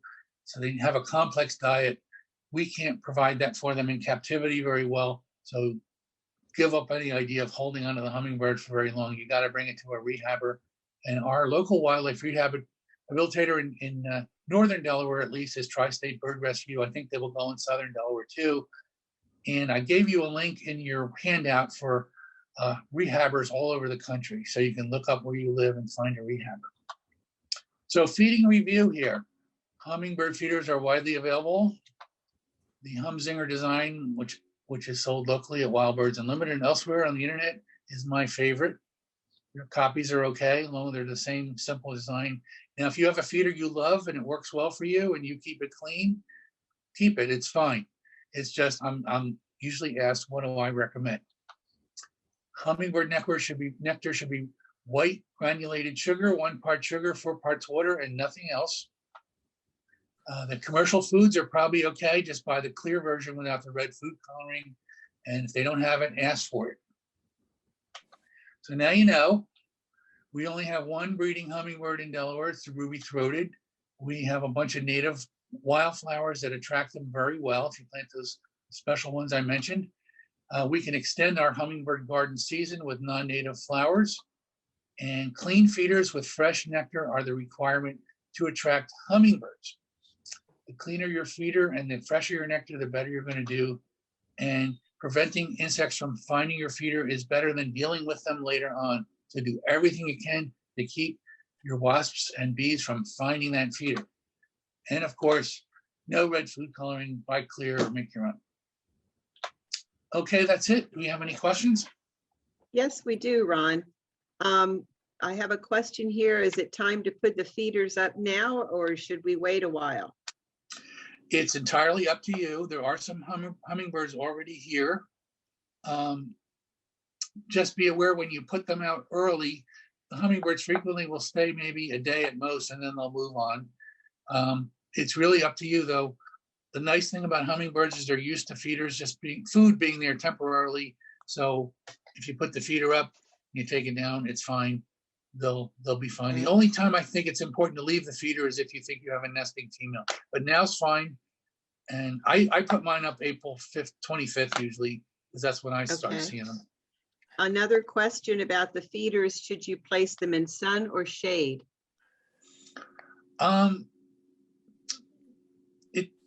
It doesn't matter though. In sun, the solution may go bad quicker, but they'll see it in the sun better. I put them in a variety of places, so it doesn't necessarily matter. It's just the solution could go bad faster. So if you have a bright area without sun on it a lot, it's probably good. Couple more feeder questions.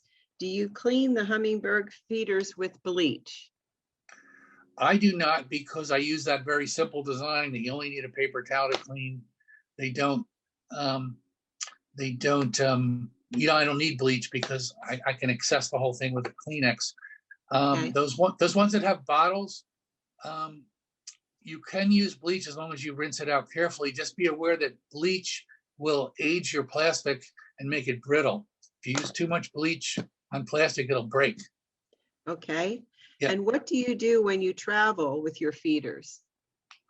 I either get a friend to come over and fill them for me, or I take them down. If I'm going to be gone more than 3-4 days, I take them down. Okay. And the last question I have is, do you cut your red honeysuckle back drastically? And if so, when?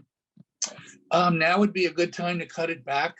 I haven't cut it back drastically, but I'm really considering it. And now would be the right time because it's just leafing out now. And, you get a nice rebound. Again, that's a plant that really responds well to a fertilizer. So if you gave it a shot of Miracle Grow or something right after you cut it back, you'll see some nice regrowth real fast. Okay, great. Well, it's a wonderful presentation. We have lots of lovely comments. Don't forget to look at them. I think everyone really enjoyed this presentation, and thanks so much for your expertise. Thank you very much. And at the bottom of my handout, I have my email address. Feel free to email me if you have any other questions. And the last thing I just wanted to mention is it's okay to put your feeder certain times and other times, because again, they're used to food not being present all the time. You could just put your feeder out in the month of August, for example, when we have the most hummingbirds in August, when you have the parents and the babies, you have the most hummingbirds then. You could just put it out for August or July and August. You could forget about spring and fall if you want. It doesn't really matter, but it's up to you. Okay. Great. Very informative. Thank you so much, Ron. Okay, Thanks thank you very everyone much for attending today. That concludes our program for today. Thank you. Thank you.